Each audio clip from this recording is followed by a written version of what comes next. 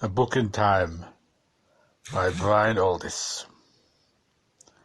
I was browsing in Albert's down Cecil Court when I saw another customer slipping books under his coat. Indignation high, I made a grab at him, but he had seen my glance and was out of the shop before you could say limited signed edition. I followed hot-foot. Cripes always do that to me. Luckily he did not run far. He had something that looked to my wild glance like a car, hidden behind a pile of crates in a hotel yard. As I jumped onto the running board, I realized it was a queer make. It had no steering wheel, no driving wheel. A publisher? The wild thought flashed through my head, and then my quarry at the dashboard flipped a lever. London was gone. At least the old one had disappeared. It simply blurred and vanished, and a new one of smooth stone and metal took its place. We seemed not to have moved. I was bowled over. Indeed, when the fugitive opened his door, I was knocked over. "Never impede a passing time machine," he said, helping me up. "Time machine?" I queried. Could that really be the hideous explanation of the strangeness around me? "What year is this?" I asked. 2054, he said. "You're sure your watch isn't fast?" "Look, friend, I've got no time for jokes. I've got just an hour off duty to snatch some lunch, and then I must be back into the past again. Goodbye." By the time I had come out of the nearest thing, a non-yogi gets to a trance, he had gone. I was stranded a century into the future. To think that a love of the law and order should result in this, when I had only meant to pop out of the bank for 5 minutes. And what would they say there if I did not return? He said he'd be back in no time. How right they were. Abruptly my misery vanished. My time traveller had said he was coming back in an hour. Then I was saved. I had an hour, just an hour to look around in. Immediately I was filled with 1,000 curiosities, but I knew there was time to gratify only one. What to do? Go to the bank and check if I ever got on the board? Slip into the nearest library and look up racing records, so that I could be sure of winning the 1954 to 64 derbies? Have a peep into the Tate and see if anyone ever got round to enjoying Picasso? Or just stand and talk to anyone in the street, and see what changes, if any, human nature had undergone? I stood there blankly, uncertain of my strange surroundings. Perhaps the bank, the library, the Tate had all long since gone. I tried to think of somewhere that would beyond doubt still be in existence. I hailed a passer-by in blue nylon. "Foyles?" I prompted. He pointed up the street. "Ruddy bookworm," he muttered. Evidently human nature was much the same. So was Foyles. My heart beat excitedly as I passed the robot doorman, searching outgoing customers. Eagerly I ran from counter to counter. Book fashions had altered surprisingly little.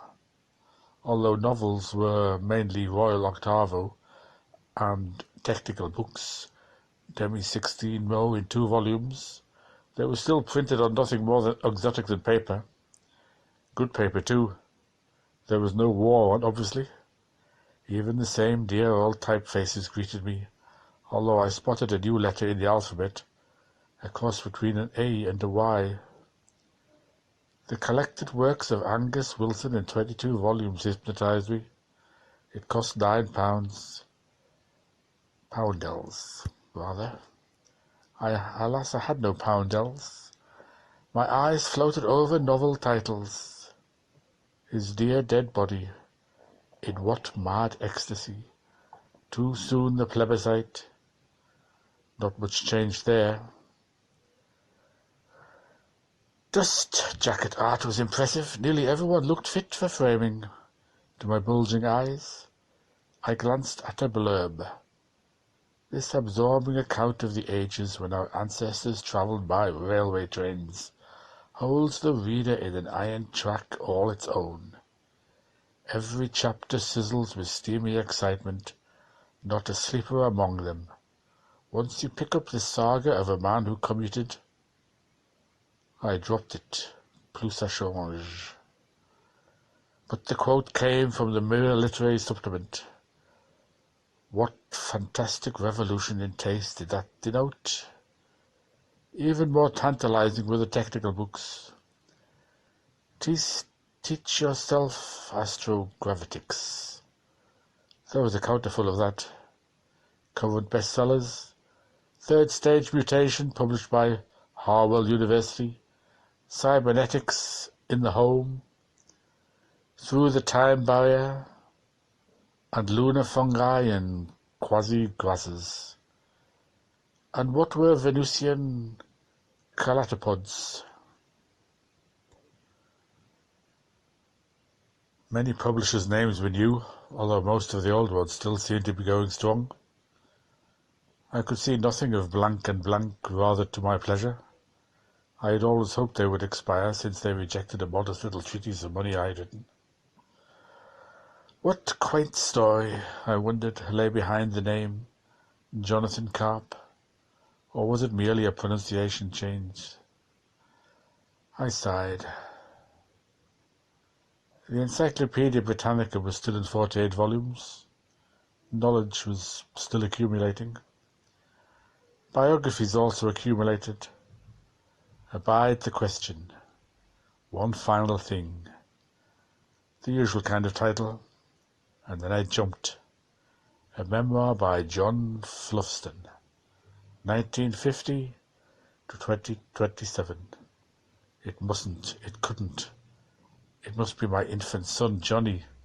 Fluffston is not such a common name, and the dates fitted, and the title, That Old Rip Father, or The Naked and the Dud. 10th edition, too. My hour was up indeed. I was almost late. I burst out of the door, dodging the robot, and bolted down the street. He was just climbing into the time machine.